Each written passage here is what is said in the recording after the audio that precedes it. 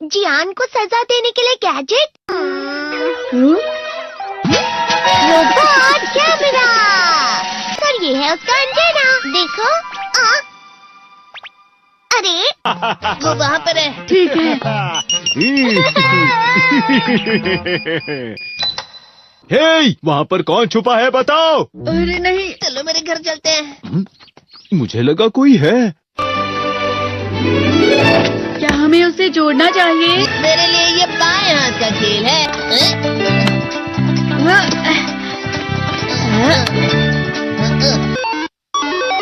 हाँ, ये चल रहा है।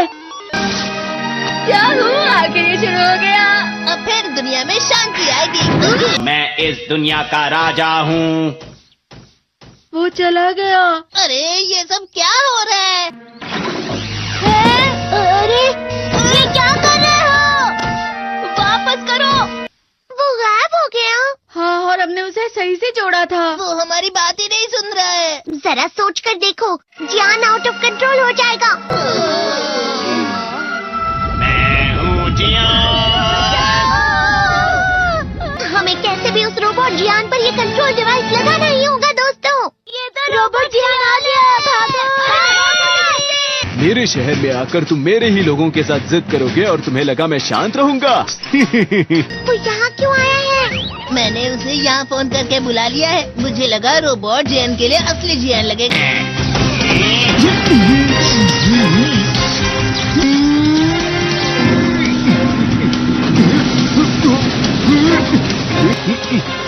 वैसे तुम अच्छा मुकाबला कर रहे हो।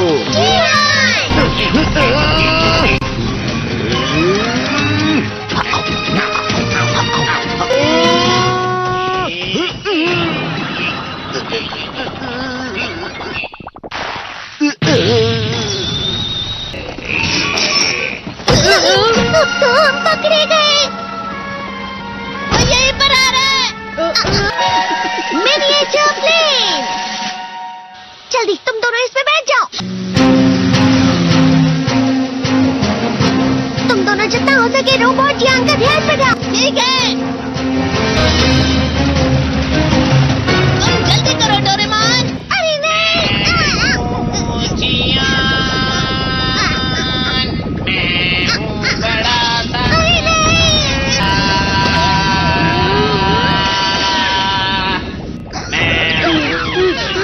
मेरा दिमाग खराब हो गया। अब मैं तुम्हें असली गाने की आवाज सुनाता हूँ। मैं हूँ जियान, हो जाते हैं मदहोश। मैं हूँ दोस्तों का दोस्त जियान।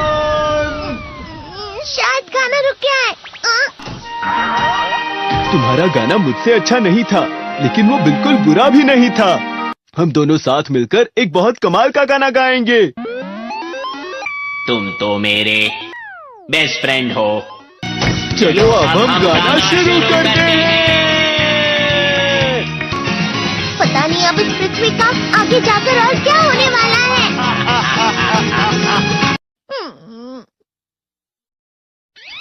मैं हमेशा तुमसे कहता हूँ, लेकिन तुम मेरी बात कभी नहीं सुनते हो। तुम्हें पढ़ाई करनी चाहिए। तुम तो बिल्कुल भी समझदार नहीं हो नोबिता। और समझदार बनने के लिए तुम्हें पहले पढ़ाई करनी चाहिए, समझ गए? ये क्या है? इससे तुम्हें पता लगेगा कि तुम कितना नेगेटिव सोचते हो। ये तो मजेदार है। मुझे और ट्राई करना है। ला ला ला ला ला ला ला ला पाए पाए पाए पाए पाए। इतना क्यों खुश हो रहे हो? अरे तुम यहाँ हो? अरे तुम दोनों इतने लाल और इतने चमकदार क्यों लग रहे हो? जियान। खुशखबरी है, अब से ग्राउंड पर बेसबॉल की स्पेशल ट्रेनिंग होगी। तुम सब क्या कर रहे हो? हुआ सुनियो। मुझे तुम्हारे बगल में खड़े होकर तुम्हें शानदार स्विंग करते हुए देखना है। हाँ मैं सच कह रहा हूँ। तुम बड़े बड़े मैच भी खेल सकते हो। मस्का लगाओ। चलो भी सुनियो, मुझे अब शर्म आ रही है। जियान तो पिघल गया और बेवकूफ बन गया।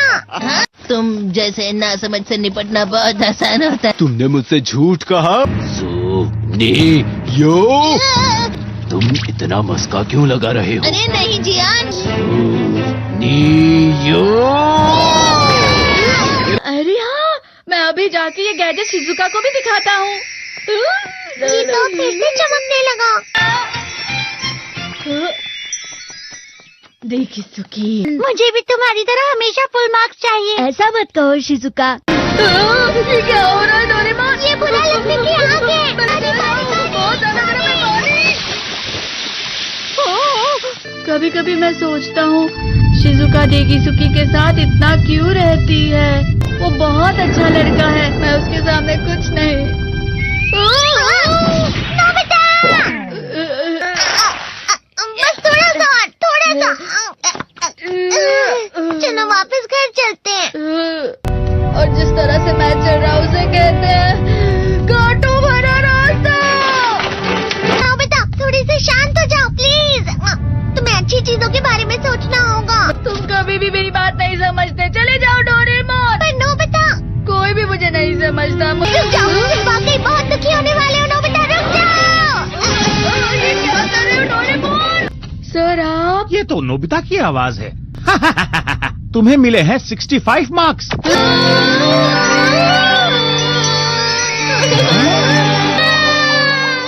अब इससे क्या हो गया? ये सातवें आसमान में उड़ रहा है सर।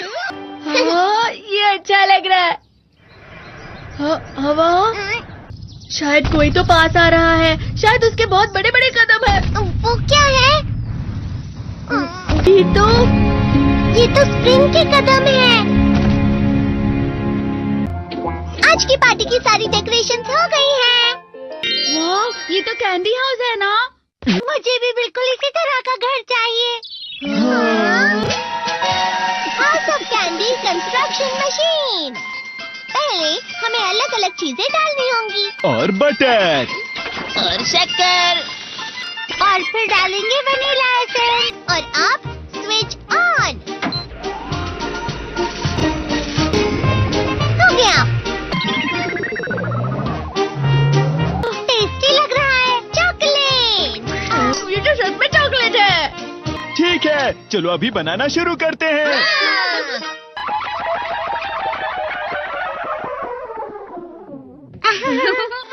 सबसे पहले स्पॉन्ज केक। कुकीज। वेफर्स। छत पे।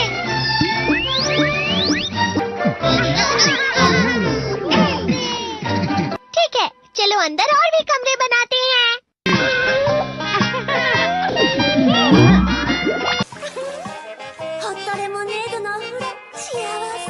कैंडी।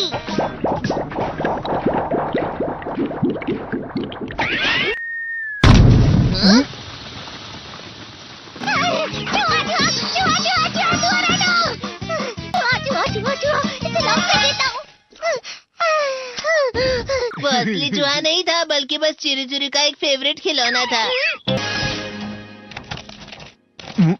ये खुल नहीं रहा है। नोबिता, वो शायद चाबी है। अरे नहीं, दरवाजा ऐसे नहीं खुल रहा है। मुझे माफ करना, मैं तो बस कैंडी टेस्ट कर रहा था। फिक्र मत करो, मेरे पास गैजेट्स है। अरे नहीं, क्यों ना हम फिर से इसकी मदद से एक और चाबी बना लें। अरे हाँ। शायद इसकी फिलिंग खत्म हो गई है। अरे नहीं। चलो हम चिरी चिरी से स्मॉल लाइट का बटन दबाने के लिए कहते हैं। मैं बिल्ली पर भरोसा नहीं कर सकता। मैं खुद यहाँ एक छेद करता हूँ। मैं मदद करता हूँ। मैं भी। अरे नहीं, मेरा पेट भर गया। मेरा भी भर गया है। तुम में से किसी को गर्मी नहीं हो रही क्या? मुसीबत हो गई। हमें जल्दी बाहर जाना होगा। इस तरह तो ये पूरा घर धीरे धीरे टूट जाएगा। ये काम तुम मुझ पर छोड़ दो। मैं बाहर आ गई।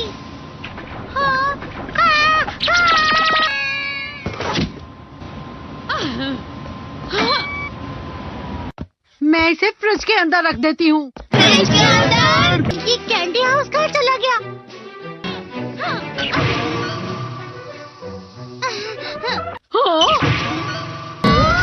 ये क्या?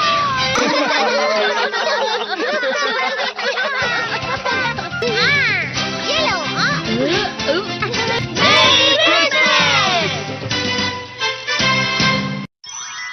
क्रिसमस वाले दिन पर ज्यादा बर्फ। ठीक है, अब हो गया। ये ये तो सच में बहुत अच्छा लग रहा है। तुम्हें नहीं लगता अगर कल सब कुछ बर्फ से ढका हुआ हो तो कितना अच्छा लगेगा? अगर बर्फ पड़ी तो चमत्कार होगा। सही कहा तुमने। ठीक है, कल मिलते हैं। ठीक है। मुझे कोई ऐसा गैजेट दो जिससे मैं व्हाइट क्रिसमस के चमत्कार का एहसास कर सकूं। अगर इतना कह ही रहे हो तो वेदर बॉक्स। अरे नहीं, ये तो खराब हो गया। पर मैं कुछ नहीं कर सकता नोबिता। ठीक है, अब मुझे ही कुछ करना होगा। ठीक हो जा, ठीक हो जा, ठीक हो जा। हाँ? कितनी सारी बर्फ जमा हुई है। अरे वाह। हेलो, मेरी दी गई बर्फ से तुम लोग बहुत खुश नजर आ रहे हो। तो चलो हम सब नोबिता की बर्फ उसे वापस करते हैं। ये लो, ये लो, ये लो, ये लो। अब तुम अपनी बर्फ वापस घर ले जाओ। नोबिता, मैं आ गई। क्रिसमस के दिन में सच में असली चमत्कार हो गया। बाजू हो जाओ। ये तो बिल्कुल अच्छा नहीं हुआ डोरेमोन। पर चलो बर्फ में खेलते हैं। ये डोरेमोन भी, ये गलत है। बर्फ रुक जाओ। रुको, रुको, रुको, रुक जाओ, रुक जाओ। ये तो बढ़ती जा रही है। डोरेमोन, लगता है ज्यादा बर्फ गिरने की वजह से सब घर चले गए। बर्फ की वजह से बाइक स्टार्ट नहीं हो रही थी। माफ कीजिएगा, ये सारी मेरी गलती है। बर्फ की वजह से ट्रेन्स बंद हो गई हैं, तो शायद आज तुम्हारे डैड घर नहीं आएंगे। हे नोबिता, अच्छा काम कर रहे हो। इसे क्या हुआ है? पता नहीं, आज की पार्टी में देर मत करना। हाँ, आखिर मुझे तुम्हारी विश जो पूरी करनी थी। मैंने तुमसे बर्फ मांगी थी, तो इसकी जिम्मेदारी मेरी भी हुई ना। हम अपनी पूरी कोशिश करेंगे।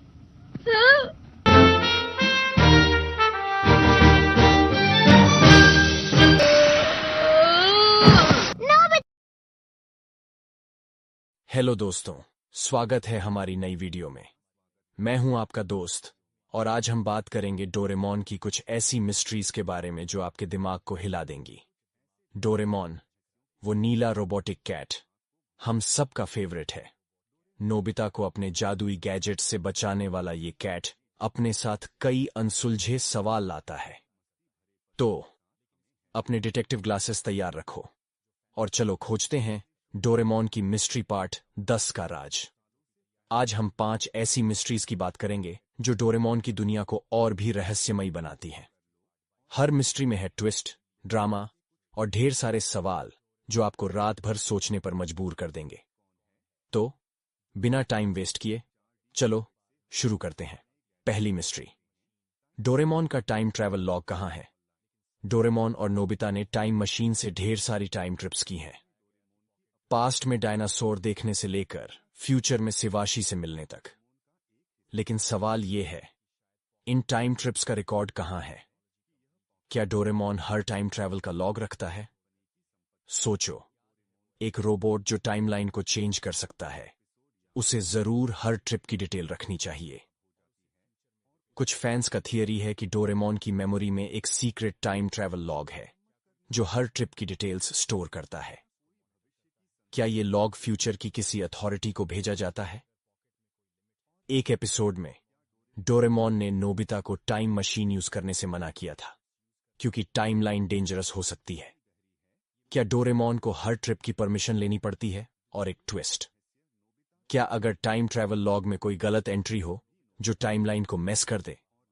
जैसे अगर नोबिता ने पास्ट में कुछ चेंज किया और डोरेमोन ने उसे रिकॉर्ड नहीं किया, क्या फ्यूचर में कोई टाइम पुलिस है जो इस लॉग को चेक करती है? अगर हां, तो क्या डोरेमोन कभी उनके रडार पर आ चुका है? सोचो, अगर डोरेमोन का लॉग हैक हो जाए। ये मिस्ट्री तो टाइम मशीन जितनी ही कॉम्प्लिकेटेड है। दूसरी मिस्ट्री, शिजुका की फ्यूचर मेमोरी। शिजुका, डोरेमोन की सबसे स्मार्ट और काइंड कैरेक्टर। वो हमेशा सही डिसीजंस लेती है और मुसीबत में भी कूल रहती है। लेकिन सवाल यह है, क्या शिजुका को फ्यूचर की कोई मेमोरी है? क्या वो पहले से जानती है कि नोबिता उसका फ्यूचर हस्बैंड है? सोचो, मंगा में बताया गया कि शिजुका फ्यूचर में नोबिता से शादी करती है, लेकिन कुछ एपिसोड्स में शिजुका नोबिता की बेवकूफी पर भी उसे सपोर्ट करती है, जैसे उसे उसका फ्यूचर पता हो। क्या अगर शिजुका को फ्यूचर से कोई मैसेज मिला है? एक एपिसोड में शिजुका ने एक अजीब डायरी में कुछ लिखा था जो बाद में गायब हो गई। क्या वो डायरी फ्यूचर की मेमोरीज का रिकॉर्ड थी? फैंस का थियरी है कि शिजुका की स्मार्टनेस सिर्फ नेचुरल नहीं है। क्या शिवाशी ने शिजुका को फ्यूचर की कुछ इंफॉर्मेशन दी है ताकि वो नोबिता को गाइड कर सके? और ट्विस्ट ये, क्या शिजुका जानबूझकर कुछ सीक्रेट्स छुपाती है ताकि टाइमलाइन सेफ रहे? सोचो, अगर शिजुका असल में टाइमलाइन की गार्डियन हो। ये मिस्ट्री शिजुका की स्माइल जितनी ही चार्मिंग है। तीसरी मिस्ट्री, डोरेमोन के बैकअप का सीक्रेट। डोरेमोन एक हाईटेक रोबोट है और हर रोबोट का बैकअप होता है, लेकिन सवाल यह है, डोरेमोन का बैकअप कहां है? क्या फ्यूचर में उसका डेटा सेव है या कोई दूसरा डोरेमोन तैयार है? सोचो, अगर डोरेमोन को कुछ हो जाए तो नोबिता का क्या होगा? मंगा में बताया गया कि डोरेमोन को एक फैक्ट्री में बनाया गया था। क्या अगर फ्यूचर में डोरेमोन का बैकअप क्लोन है जो एक्टिवेट होने का वेट कर रहा है? एक एपिसोड में डोरेमोन की मेमोरी क्रैश हो गई थी और उसे फ्यूचर में रिपेयर के लिए जाना पड़ा था। क्या उस दौरान कोई बैकअप डोरेमोन ने उसकी जगह ली थी? फैंस का थियरी है कि डोरेमोन का बैकअप फ्यूचर के किसी सीक्रेट सर्वर में स्टोर है। क्या शिवाशी के पास डोरेमोन की मेमोरी का फुल कंट्रोल है? और एक और सवाल, क्या अगर बैकअप डोरेमोन में कोई गलत प्रोग्रामिंग हो जो उसे विलन बना दे? सोचो, अगर एक दिन नोबिता को 2 डोरेमोन मिल जाए। ये मिस्ट्री तो डोरेमोन की टेक्नोलॉजी जितनी ही एडवांस है। चौथी मिस्ट्री, नोबिता की लाइफ में विलन कौन है? नोबिता की लाइफ में हमेशा कुछ ना कुछ गड़बड़ होती है। ज्ञान और सुनियो उसे चिढ़ाते हैं, स्कूल में डांट पड़ती है और गैजेट्स मिसयूज हो जाते हैं। लेकिन सवाल यह है, क्या नोबिता की लाइफ में कोई सीक्रेट विलन है? क्या कोई फ्यूचर से उसकी लाइफ को मेस कर रहा है? सोचो, नोबिता का लक इतना खराब क्यों है? कुछ फैंस का मानना है कि फ्यूचर में कोई है जो नहीं चाहता कि नोबिता सक्सेसफुल हो। क्या अगर शिवाशी का कोई राइवल है जो टाइमलाइन चेंज करना चाहता है? एक एपिसोड में नोबिता को एक अजीब गैजेट मिला था जो डोरेमोन की पॉकेट से नहीं था। क्या वो गैजेट किसी विलेन ने भेजा था? और ट्विस्ट ये, क्या अगर विलेन कोई इंसान नहीं बल्कि फ्यूचर की कोई टेक्नोलॉजी है, जैसे आर्टिफिशियल इंटेलिजेंस? क्या कोई एआई नोबिता की लाइफ को टेस्ट कर रहा है ताकि फ्यूचर की हिस्ट्री चेंज हो? सोचो, अगर डोरेमोन और नोबिता को एक दिन इस विलेन से लड़ना पड़े। ये मिस्ट्री नोबिता की मुसीबतों जितनी ही डीप है। पांचवीं मिस्ट्री, डोरेमोन की पॉकेट का बैकडोर। डोरेमोन की 4D पॉकेट हर बार नया गैजेट देती है, लेकिन सवाल यह है, क्या पॉकेट में कोई बैकडोर है? क्या कोई और इस पॉकेट को एक्सेस कर सकता है? सोचो, एक पॉकेट जो टाइम और स्पेस को डिफाई करती है। कुछ फैंस का थियरी है कि पॉकेट में एक हिडन बैकडोर है जो फ्यूचर की किसी अथॉरिटी को एक्सेस देता है। क्या अगर शिवाशी या कोई और पॉकेट में गैजेट्स डाल सकता है? एक एपिसोड में डोरेमोन को एक गैजेट मिला जो उसने पहले कभी नहीं देखा था। क्या वो गैजेट किसी और ने पॉकेट में डाला था? और एक और सवाल, क्या अगर पॉकेट को हैक किया जा सकता है? क्या कोई विलन डोरेमोन की पॉकेट से डेंजरस गैजेट्स निकाल सकता है? सोचो, अगर पॉकेट का बैकडोर फ्यूचर के किसी सीक्रेट प्रोजेक्ट से जुड़ा हो। क्या डोरेमोन की पॉकेट असल में टाइमलाइन को कंट्रोल करने का टूल है? ये मिस्ट्री पॉकेट जितनी ही मैजिकल है। तो दोस्तों, ये थी डोरेमोन की 5 नई mysteries. Time travel log, Shizuka की फ्यूचर में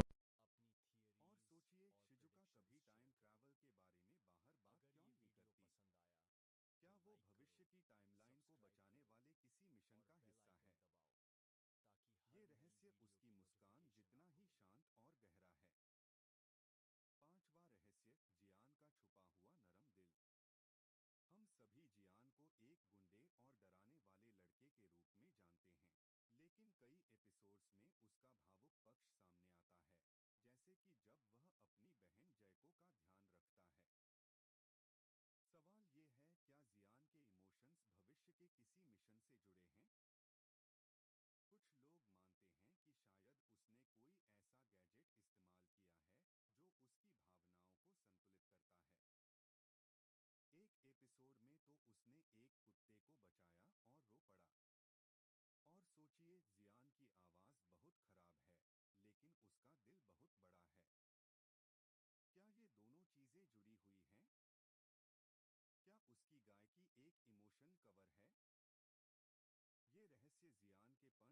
जितना ही मजबूत और नरम है। तो दोस्तों, ये थे डोरेमोन के 5 अनसुने रहस्य। पॉकेट का मालिक कौन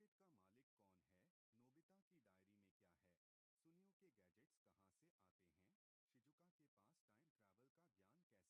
शिजुका के पास टाइम ट्रैवल का ज्ञान कैसे है? और जियान के दिल में छिपा प्यार। Their own reasons, their own imagined wisdom onto him. Each man believes he knows why the ruler acted, but none can be certain, and in that uncertainty lies the preservation of authority. Consider how quickly explanation can entrap. Once words are spoken, they can be twisted, reinterpreted, used as weapons against the speaker. Silence, however, cannot be misquoted. It denies the enemy a foothold. When a king explains, he locks himself into the logic of his own words, but when he remains silent, he leaves endless possibilities open.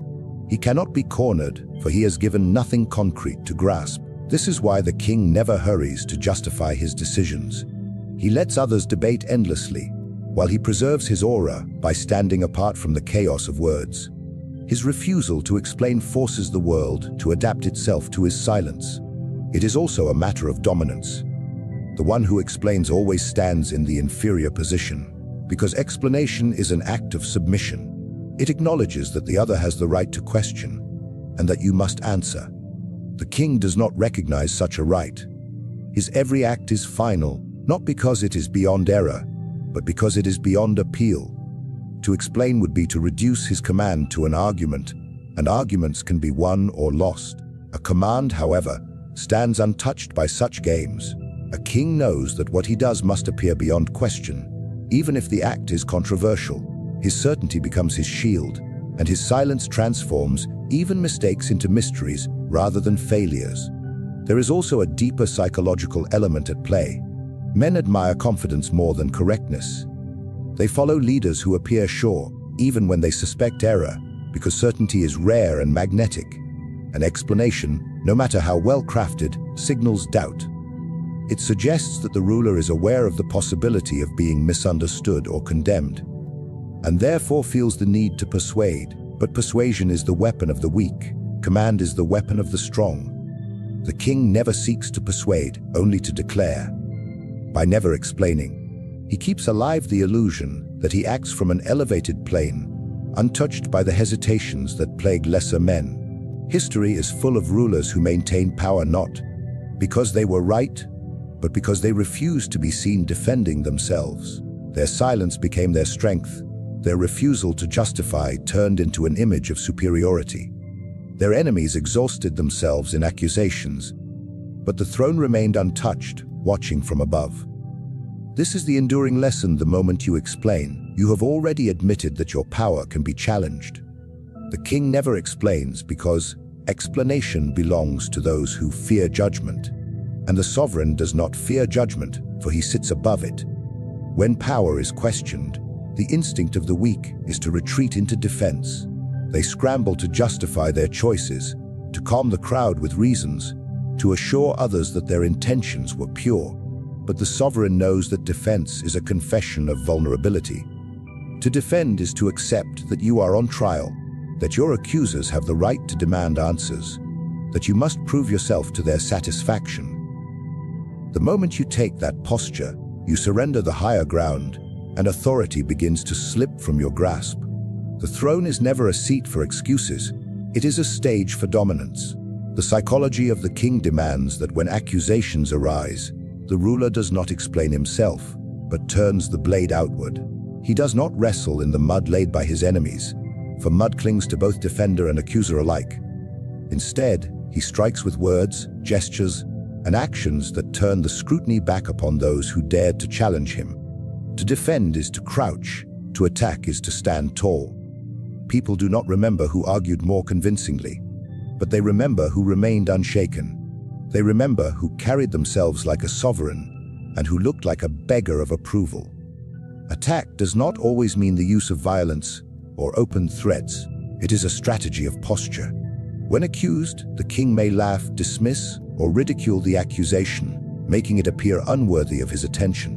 This alone transforms the accuser into a figure of mockery, a man beneath the dignity of the throne. At other times, the king may turn the accusation into a weapon against the very person who launched it. Why does this man question me so loudly? What weakness is he hiding?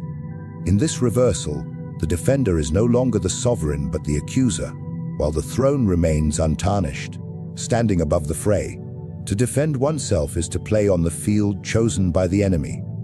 It means allowing the opposition to set the rules, to dictate the frame of battle. Attack, however, seizes initiative and rewrites the terms. The king knows that he must never fight on another man's stage. By refusing defense and launching offense, he forces others into the position of justifying themselves. Once they are on the back foot, the spectacle shifts. The sovereign appears powerful not because of evidence, but because he refuses to allow anyone else to dictate the tempo of events. The crowd, too, plays a decisive role in this dynamic. People are not jurors carefully weighing truth. They are spectators drawn to strength. They follow the one who looks victorious, not the one who argues most reasonably. A king who defends may win the logic of the debate, but he loses the aura of command. A king who attacks may ignore logic altogether, but the sheer force of his posture convinces the crowd that he cannot be broken. Human beings are not persuaded by facts. They are persuaded by displays of dominance. Consider the battlefield as a metaphor. A general who positions his army to defend at every front invites endless sieges. He may survive, but he cannot inspire. The general who charges forward, even at risk, captures the loyalty of his soldiers and the fear of his enemies. So it is with power in speech and gesture. Defense is passive, attack is active. Defense is reactive, attack is creative. To always defend is to carry the burden of others' accusations, while to attack is to burden others with your own will. The sovereign never carries burdens. He lays them upon others. There is also a deeper element of psychology in the refusal to defend. When a ruler defends, he signals to all that there is indeed something worth defending, that the accusation has struck a nerve. Attack, by contrast, communicates supreme confidence, as if the accusation were too small to matter. People read this posture more deeply than the content of words. Even if the king's counterattack lacks substance, the mere act of aggression creates the impression of certainty. In the theater of power, certainty matters more than proof. This strategy also creates fear in adversaries. When one attacks instead of defending, enemies learn that any attempt to corner the sovereign will rebound upon them. They know that their accusations will not weaken him, but instead expose them. Such a reputation is worth more than truth itself. It deters opposition before it even begins. Those who might accuse think twice, because they understand they will not be met with explanations, but with exposure. Thus, the king protects himself not by shielding against every attack, but by ensuring that no one dares to strike in the first place. The throne cannot be shared with those who question it. By defending, one shares authority with the accuser, acknowledging him as a rival voice in the court of opinion. By attacking, one silences that voice, either through ridicule, intimidation, or sheer disregard. Attack transforms the ruler into the sole author of the story. He frames reality, and framing reality is the essence of sovereignty. To defend is to live in another man's story. To attack is to write your own. This is why the king never allows himself to become a defendant in the court of public perception. He turns every attempt against him into a weapon for himself. He refuses to kneel under the weight of judgment and instead forces others to bear the weight of his presence. His strength does not lie in proving his innocence, but in projecting that he is untouchable. Men may whisper doubts, but their whispers fade before the roar of his certainty. Defense invites debate, attack ends it. Defense breeds hesitation, attack breeds fear and awe. The psychology of the king rests upon this truth when challenged. Do not explain, do not justify. Strike the throne is not secured by truth, but by the appearance of strength. Men imagine that authority rests on facts, on reason, on the justifications of action. Yet history shows that rulers endure, not because they are right, but because they seem unshakable. Truth is fragile, easily torn apart by argument and evidence, while perception is armor forged from mystery, confidence, and inevitability. Those who seek power understand that men do not follow what is correct. They follow what looks certain. The crowd admires conviction, even when they suspect error, for the human mind is drawn less to truth than to stability. In this way, the psychology of authority is simple. The ruler does not need to be believed for what he is, only for what he appears to be. The king knows that defending himself undermines perception. A defense suggests fear, and fear breaks the illusion of invincibility. If the ruler appears to worry about how he is seen, then the people sense cracks in the foundation of his strength. Perception thrives on calm indifference, on the spectacle of a sovereign who does not tremble under scrutiny. To appear unbothered is to create the impression that nothing can shake the throne. This is why the king must always cultivate a demeanor of inevitability. Even when storms gather around him, he must project stillness, like a rock standing above the tide. Men respect what appears eternal, and eternity is always a matter of perception. Every action, every gesture, every silence carries meaning in the theater of power. When a king chooses not to explain, it is not because he lacks words, but because he understands that words weaken the image. Silence, when worn with authority, becomes more persuasive than speeches. A silent ruler appears as though his truth is beyond language, as though no argument could contain it. People interpret this restraint as strength, and in their minds, strength becomes fact. Perception fills the gaps left by silence, and men create their own explanations, each one tailored to uphold the image of authority. By saying less, the king allows others to say more, and what they say often magnifies his aura. Perception is a stage, and the ruler is always the actor upon it. To appear confident, even in error, is more powerful than to appear hesitant while being correct. Consider how people respond to leaders who falter in speech, who stammer, who visibly seek approval. Their message may be true, but the perception of weakness drowns the truth. Now consider the sovereign who speaks boldly, who dismisses doubt with a gesture, who never pauses to explain himself. His words may be empty, but the audience remembers the force of his tone, the assurance in his posture. They believe not because of substance, but because of certainty. In this way, perception triumphs over truth at every level of power. The king also understands that perception is contagious. When he appears unshaken, his followers mirror his strength. Doubt may linger in their minds, but the sight of the sovereign standing tall convinces them that the throne is secure. This chain reaction spreads outward the court. The advisors, the people all draw their confidence not from facts, but from the image projected by the ruler. Even enemies may begin to doubt their own accusations when they see that the king shows no sign of concern. In this manner, perception becomes reality, because men act upon what they believe they see. To lose control of perception is to invite collapse. A ruler who spends his time defending, explaining, or persuading signals that he is fighting for legitimacy. And once legitimacy is seen as fragile, it quickly shatters. Authority rests not on persuasion, but on the illusion of inevitability. Men follow the one they think cannot be resisted. To explain is to open a crack in this illusion. To admit that persuasion is necessary, that force of image alone is not enough. A king who explains places his crown on trial, and no crown survives long under the weight of constant trials. The manipulation of perception also allows the king to turn weakness into strength. A failure, if explained, looks like defeat. A failure, if carried without apology, can be transformed into a tale of destiny, of endurance, of divine will. The people will often forgive what they cannot explain if the ruler appears unfazed by it. His indifference teaches them to reinterpret the event through the lens of power. If he does not falter, then perhaps it was not a failure at all, but a calculated move beyond their understanding. Perception shields him where truth cannot, and the myth of his invincibility grows with each moment. He refuses to appear shaken. This principle extends beyond public appearances into the private realm of politics. Advisors, ministers, and rivals all judge the king not by what is true, but by how he carries himself. If he explains too much, they sense insecurity, and insecurity invites plots. If he maintains composure, never bending to justify, they are left uncertain. Uncertainty breeds caution, and caution keeps them subdued. No man dares challenge the one who seems beyond defeat. Thus the king maintains his grip not by arguing his case, but by cultivating the image that his case requires no argument. In the end, perception is the throne itself.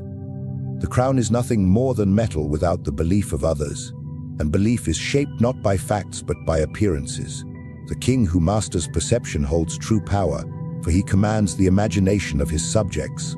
He is seen as inevitable, untouchable, eternal, and therefore he becomes so in practice. Truth is fragile, but perception is iron, and only iron can uphold a throne. The ruler understands that power is not simply a matter of force, armies, or decrees, but of narrative. He who frames the story shapes the minds of men, and he who shapes minds commands reality itself. The throne is not secured by merely sitting upon it. It is secured when people believe that the one upon it belongs there by destiny, by merit, or by inevitability. Every accusation, every challenge, every rumor is nothing but a story, and stories have no power until they are repeated. The sovereign knows that he must control what is repeated, for repetition molds belief, and belief becomes the strongest chain of authority. A man who defends himself lives within the story of his accuser. He accepts the enemy's framing, stepping into a world where he must answer questions not of his own making. The people then judge him not as ruler, but as defendant, and a defendant is always seen as lesser. But a king never enters such a trial. He does not adopt another's frame, for to do so is to surrender authorship of his own destiny. Instead, he creates his own narrative, his own explanation, his own story that overwrites all others. When he declares, the people repeat. When he reframes, the original accusation dissolves. He is not explaining, he is commanding how the event will be remembered. Consider the nature of human memory. Men do not cling to precise facts, they hold on to images, phrases, and impressions. They retell events not as they occurred, but as they were told. This weakness of memory is the throne's greatest weapon. A failure can be retold as sacrifice, an error can be reshaped as strategy, and a betrayal can be painted as loyalty to a higher cause. The king does not defend the details of what happened, he declares what it means. Whoever owns the meaning owns the future, and meaning is created not through truth but through the art of framing. Framing the story requires confidence and speed. When accusations arise, the ruler does not waste time with explanations. He seizes the moment, planting his own narrative before doubt can